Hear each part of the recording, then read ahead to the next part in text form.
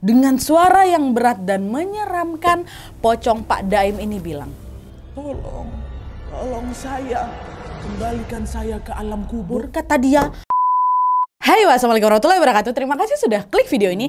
Oke, jadi malam Jumat ini seperti biasa aku akan melanjutkan kembali membawakan satu kisah horor Wawa yang masih di spesial Nusantara. Yang malam ini kita tiba gilirannya ke Provinsi Bangka Belitung. Sebelumnya aku mau ngucapin terima kasih banyak buat kalian yang selalu antusias menantikan KHW ini tayang ya kan. Dan buat kalian yang gak mau ketinggalan KHW yang lain, bisa langsung pergi ke playlist aja cari kisah horor Wawa. Udah ada aku bagi-bagi di situ ya. Nah, di KHW Nusantara malam ini kalian pasti udah agak lebih tertarik dan penasaran dengan judul di depan itu kan. Betul sekali, aku akan membahas satu kisah yang betul-betul epik ya. Kisah horor ini bukan hanya dialamin sama Wawa kita aja, tapi cerita ini juga melibatkan seluruh warga di kampung tempat Wawa aku ini tinggal. Saat itu selama berbulan-bulan mereka dihadapkan pada situasi yang sangat-sangat mencekam karena teror dari sosok pocong. Kemunculan pocong ini bukan tanpa alasan, Wak. Dia ini ternyata sengaja dipanggil untuk menyelesaikan urusannya semasa hidupnya dulu ketika dia menjadi seorang rentenir. Dan seramnya lagi, Wak, setelah sosok itu dipanggil,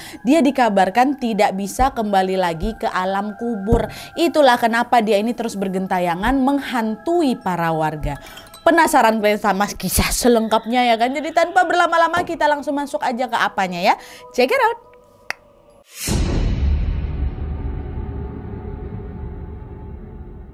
Oke, Wak, jadi kisah yang akan aku bawakan malam ini dikirim sama Wawa aku yang kita panggil aja namanya Ifah dari Bangka Belitung. Halo Ifah. Nah, karena pengalaman horor yang dialamin sama Ifah ini melibatkan seluruh warga di kampung tempat dia dan keluarganya tinggal, Wak. Jadi untuk bisa menghormati privasi, sesuai dengan requestnya si Ifah, semua nama dalam cerita ini sudah kami samarkan. Oke. Nah, oke, lanjut. Jadi ceritanya, Wak, pada saat itu Ifah ini masih kelas 1 SMA. Bertepatan dengan tahun Piala Dunia FIFA tahun 2010. Pas lagi rame-ramenya lagu Shakira yang Waka Waka itu. Masih ingat kalian kan kejadiannya tahun-tahun itu. Ifah masih ingat betul saat itu dia baru aja pulang sekolah.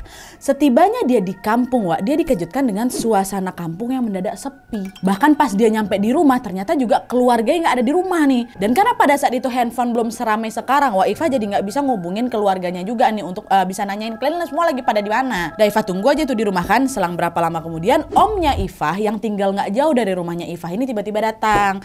Di situ om nih bilang, Ifah udah balik sekolah kamu ya, kata gitu. Oh iya om udah balik kami, tapi ini kok sepi kali rumah nih, pada kemana orang-orang nih? Oh iya bapak ibumu rame-rame sama warga kampung pergi melayat nak, bentar lagi pulang kok, kata si om. Oh alah pantesan, emang siapa yang meninggal om? Pak Daim, kata si om.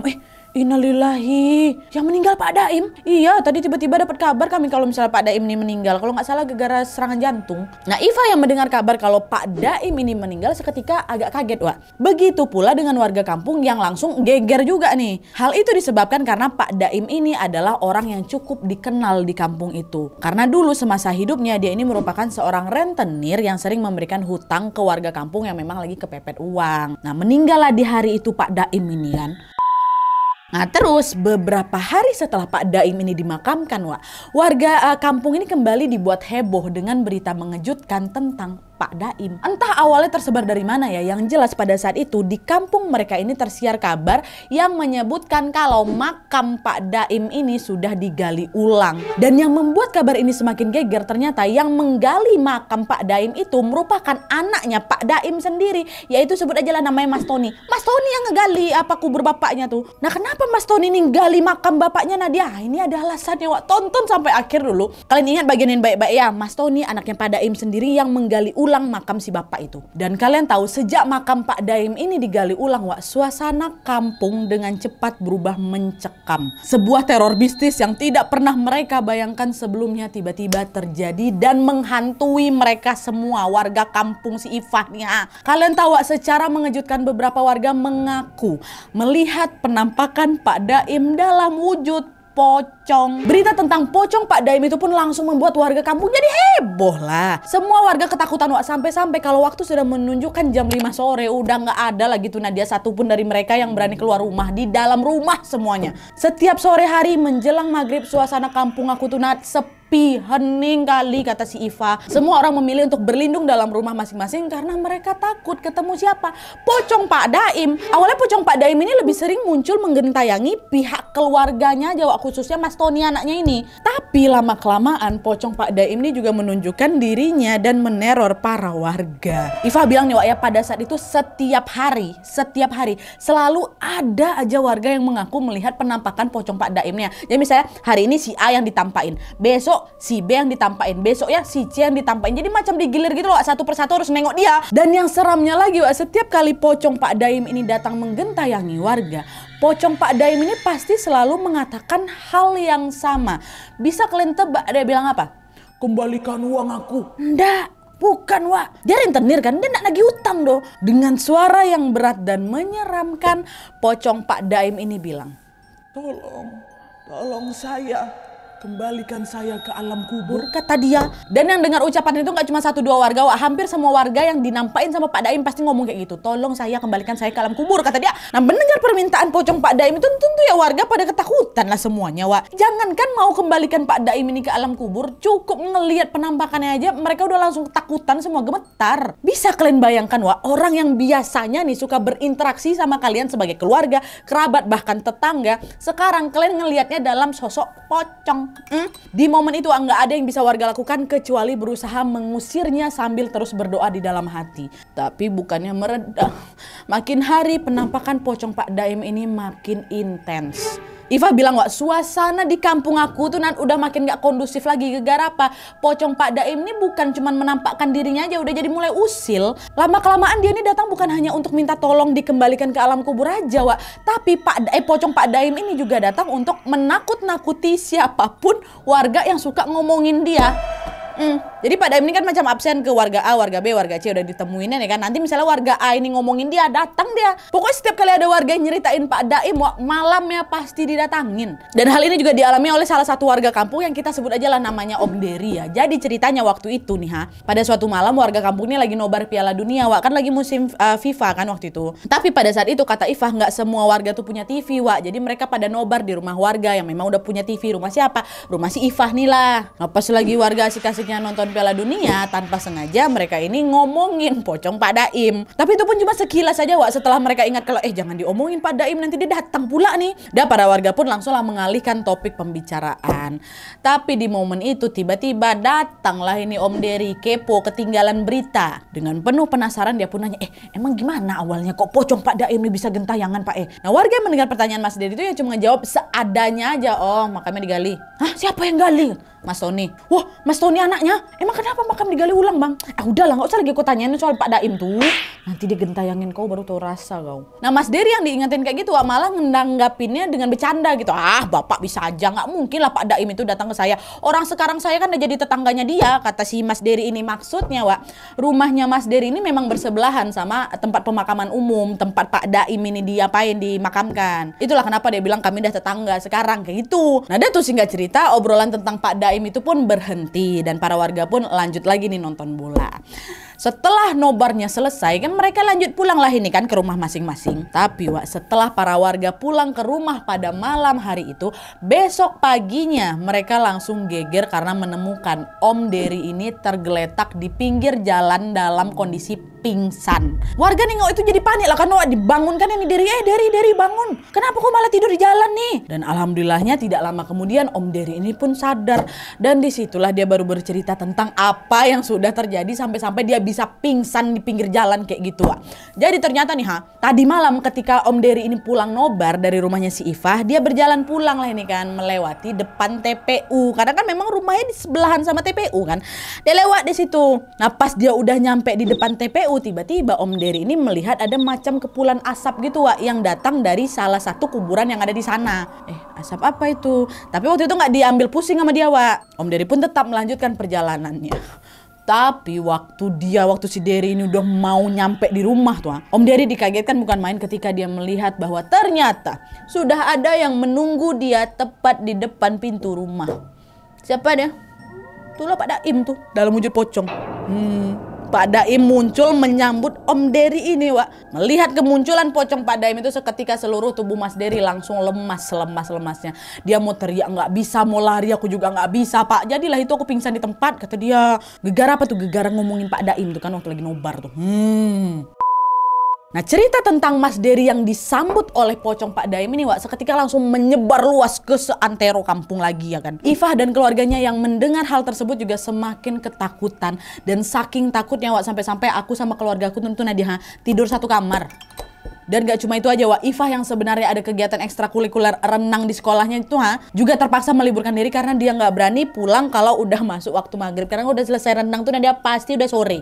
Nyampe rumahku maghrib, nggak mau aku, nggak datang-datang aku ekstrakurikuler tuh kau. Dan hal ini mereka lakukan bukan tanpa alasan, Wak. Selain mendengar cerita-cerita tentang penampakan pocong Pak Daim dari beberapa warga, Ifah sama keluarga ini juga sempat hampir digentayangin sama pocong Pak Daim itu, Wak. Jadi ceritanya waktu itu sekitar jam 9 malam tuh Nadia ya, ketika kami udah mau siap-siap mau tidur nih ya, Ifah dan keluarganya dikagetkan dengan suara teriakan Om Ifah. Masih ingat kalian Om yang di awal cerita dia bilang, Ifah udah pulang, yang pertama kali ngabarin kalau Pak Daim itu meninggal. Om inilah, mereka dengar suara Om ini teriak betul-betul kencang kali. Nah, dia teriakan si Om ini sampai aku aja bisa dengar dengan jelas apa yang lagi diteriakin sama si Om Daim tuh kalian. Di momen itu dengan lantang si Om ini teriak apa?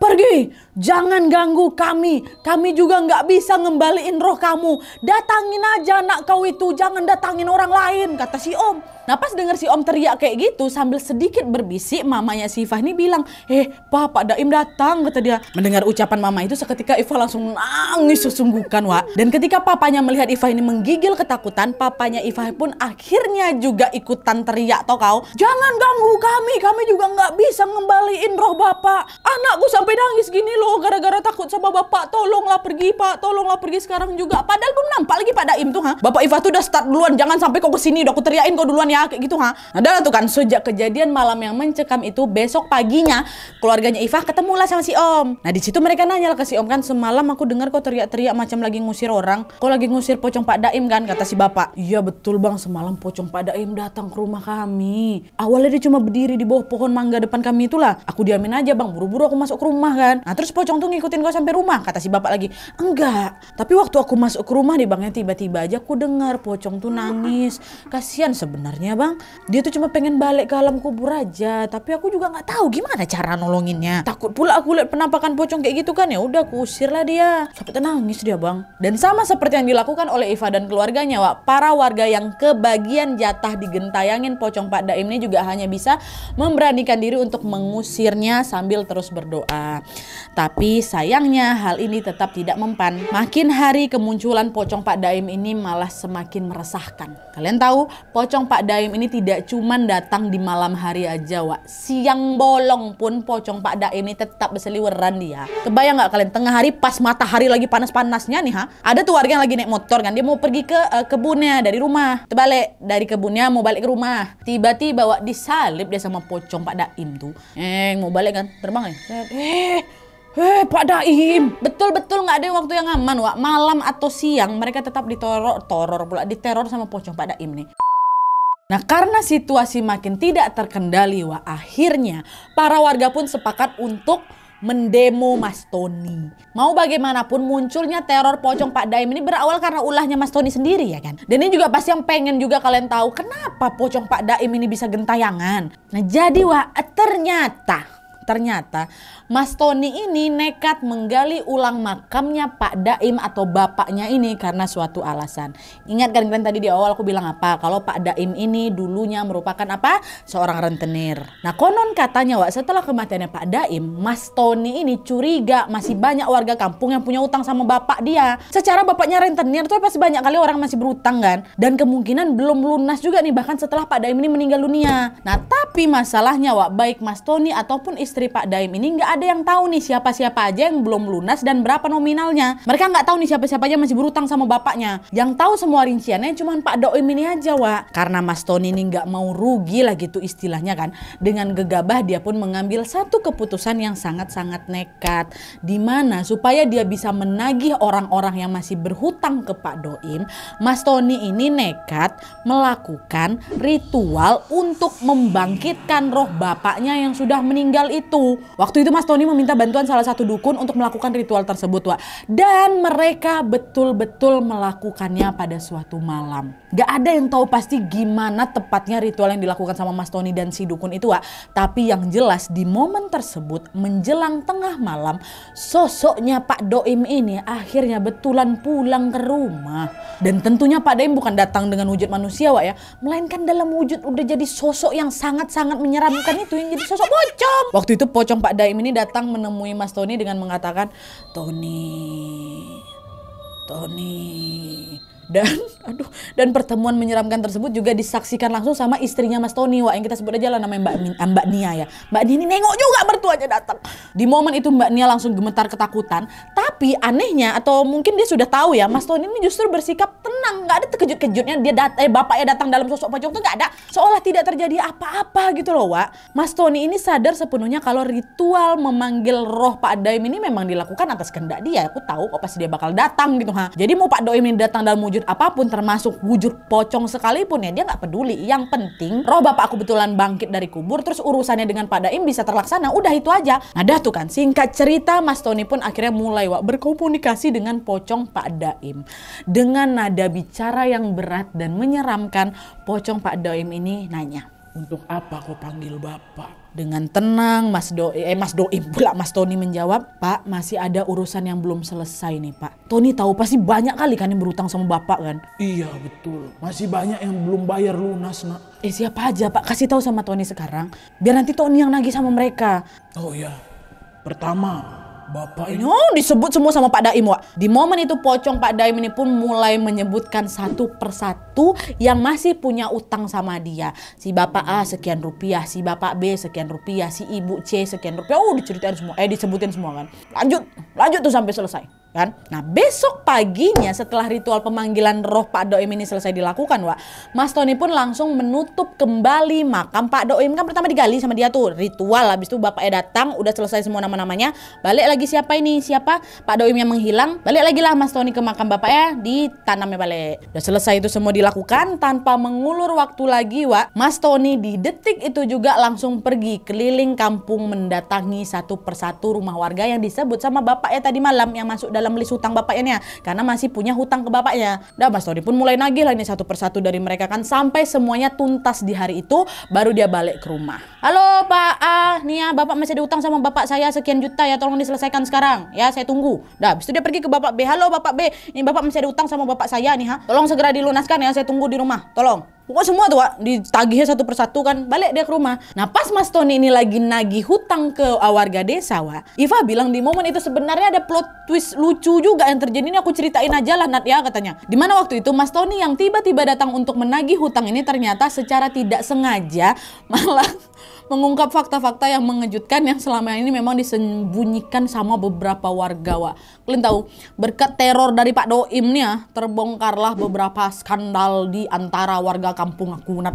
Aku selipin aja lah satu nih ya. Jadi salah satu orang yang ditagih sama Mas Tony ini, Wak, adalah Pak Kades. Mas Tony datanglah ke tempat Pak Kades kan. "Permisi Pak Kades, gini loh Pak, berdasarkan catatan saya nih, Bapak masih punya utang sekian rupiah sama Bapak saya. Tolong segera dilunasi Pak ya, ini tetap harus diselesaikan nih walaupun Bapak saya sudah meninggal." Kata siapa? Mas Tony. Nah Pak Kades yang kebingungan karena tiba-tiba ditagih sama Mas Tony, nanya dia, "Hah? Saya nggak pernah punya utang ke bapakmu loh, kok tiba-tiba saya ditagih?" Kata Pak Kades kan. Ada Pak, jumlahnya sekian rupiah. Dulu yang datang ke rumah buat pinjam itu memang bukan bapak, tapi istri bapak." "Loh, istri saya pinjam uang ke Pak Doim?" Saya nggak tahu apa-apa loh, mas sebentar ya, saya tanyakan istri saya dulu," kata Pak Kades. Nah dia tuh singkat cerita Pak Kades pun langsung lah buru-buru nanya ke istrinya, "Bu, kamu ada pinjam duit nih sama Pak Daim?" "Nggak ada Pak." "Jangan bohong, kamu tuh anaknya datang tuh, nggak mungkin dia mau sembarangan mau bilang kayak gitu ke saya." Setelah dicecar banyak pertanyaan sama Pak Kades, Wak, dengan panik Bu Kades akhirnya mengaku, "Iya Pak, saya udah pinjam uang sama Pak Daim," kata dia. "Duit tuh buat apa? Kok kamu nggak bilang sama saya? Mana duitnya sekarang?" kata si bapak kan. Nah disitulah, Wak, terungkap ternyata duit pinjaman dari Bu Kades ini bukan untuk Bu Kades sendiri,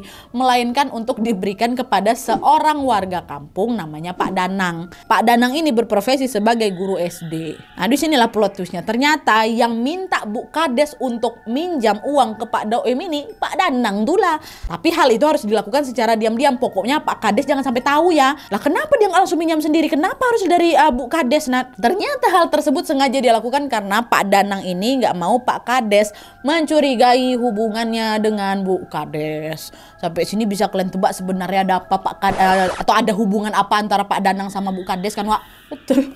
Ternyata selama ini mereka diam-diam sudah menjalin hubungan romantis. Udah selingkuh Bu Kades ini sama guru SD ini, Wak. Dan ketahuan ya gegara Mas Tony yang tiba-tiba nagih hutang ke mereka. Dan Ifah bilang, Wak, skandal perselingkuhan antara Bu Kades sama Pak Danang ini, si guru SD ini cuman satu dari banyaknya pasangan selingkuh lainnya yang akhirnya ketahuan gara-gara minjem uang sama Pak Daim. Dan ketahuannya juga sama-sama karena Mas Tony tiba-tiba nagih hutang ke mereka, Wak. Tapi kata Ifah cerita perselingkuhan antara Bu Kades sama guru SD ini yang paling heboh kali waktu itu, Nadia. Bukan main, jadi gosip hangat kali pasti di situ ya. Tengah mencekamnya teror pocong nih sempat-sempatnya bergosip ya, astagfirullahaladzim. Nah, lanjut lagi nih, Wak. Setelah Mas Tony menagih semua warga yang masih punya utang sama bapaknya itu, di momen itu Mas Tony sudah merasa semua urusannya ini udah selesai, Wak. Ibaratnya ya udah aku tinggal duduk manis aja nih, nanti pasti orang-orang datang nih buat bayar utang bapaknya. Tapi tanpa Mas Tony sadari satu masalah lain yang jauh lebih besar akan segera terjadi. Mas Tony tidak tahu kalau ternyata ritual yang dia lakukan untuk memanggil roh bapaknya itu adalah sebuah permulaan dari rangkaian teror mistis yang sangat mencekam di kampung tempat mereka tinggal. Inilah sebabnya, Wak, kenapa warga kampung Ifah tuh diteror. Nah jadi, Wak, tepat di malam berikutnya setelah Mas Tony ini menagih hutang ke warga kampung, tiba-tiba saja dia dikejutkan dengan pocong Pak Daim yang datang lagi ke rumah. Kok datang lagi nih? Kan udah selesai. Di tengah rasa terkejutnya ini Mas Tony pun nanya kan, Bapak kenapa datang lagi? Dengan suaranya yang berat, Wak, pocong Pak Daim nih jawab, Bapak nggak bisa masuk lagi ke kuburan. Bapak udah nggak diterima bumi. Kata dia, kok bisa?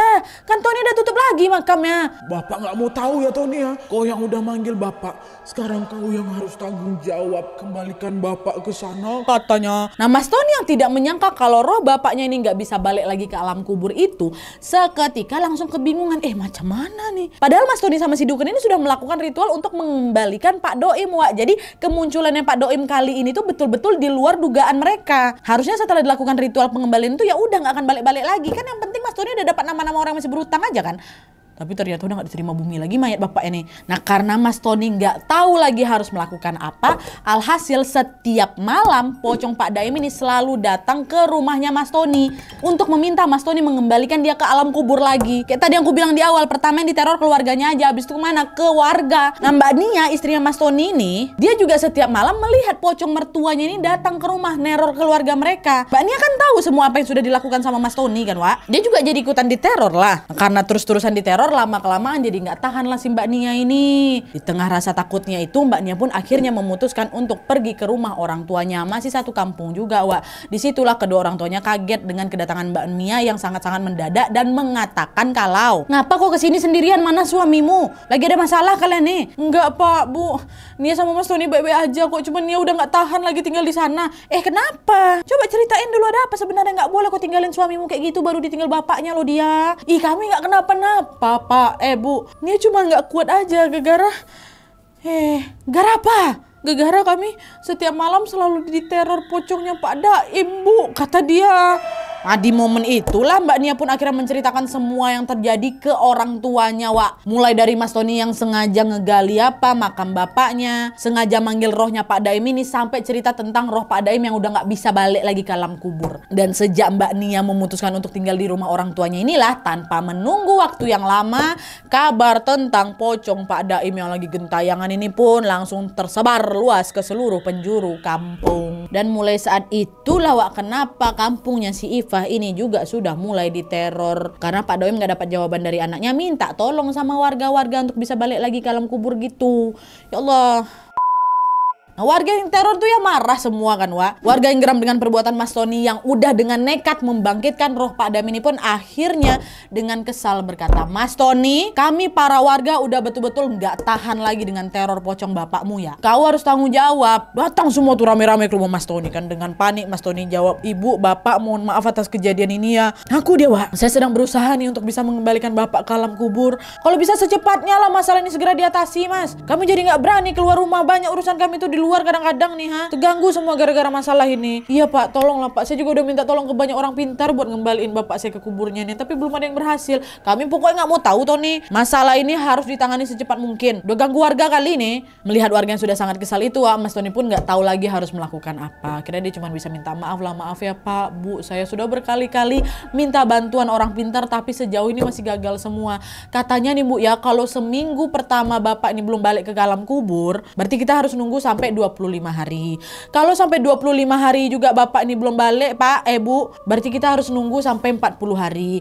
Kalau 40 hari masih nggak balik juga, berarti kita harus nunggu sampai 90 hari. Oke. Nah ini kan udah lewat 40 hari ini kan Bu, Pak, tapi Bapak kan masih gentayangan. Nantilah ya kita tengok di hari ke-90 ya, kita coba lagi ya Bu, Pak ya, tolonglah mohon bersabar." 50 hari lagi. 1 bulan lagi tuh Tony. Tolonglah Pak, cuman itu yang dikatakan orang pintar tuh Pak. Nah, warga yang sebenarnya udah kesal kali ini juga udah nggak punya pilihan lain, Wak. Selain mereka terus berdoa, lagi-lagi ya mereka tetap harus bersabar lah kan sampai situasi udah mulai aman. Udah tuh nih, singkat cerita, masuk lawak hari ke-90. Mas Tony balik lagi nih mendatangkan orang pintar yang entah udah keberapa kalinya nih orang pintar yang datang. Saking banyaknya dukun yang dipanggil sama Mas Tony ini. Nah, pas si orang pintar ini mencoba mengembalikan roh Pak Daim ke alam kubur, ternyata kata mereka nih ya, lagi-lagi hal itu gagal, Wak. Karena kata si dukun ini, Pak Daim ini udah nggak bisa balik ke sana. Tapi karena keberadaan pocong Pak Daim ini sudah sangat-sangat mengganggu warga, Wak, si orang pintar ini pun menawarkan solusi yang lain. Di momen tersebut si orang pintar ini bilang, "Pocong Pak Daim ini udah nggak bisa lagi balik ke kuburnya. Biar nggak gentayangin warga nih, gimana kalau dia saya pindahkan ke gunung aja," kata siapa dukun. Mendengar saran tersebut, Mas Tony dan para warga pun setuju. Udahlah, taruh aja lah di mana aja Pak, asal jangan di kampung nih.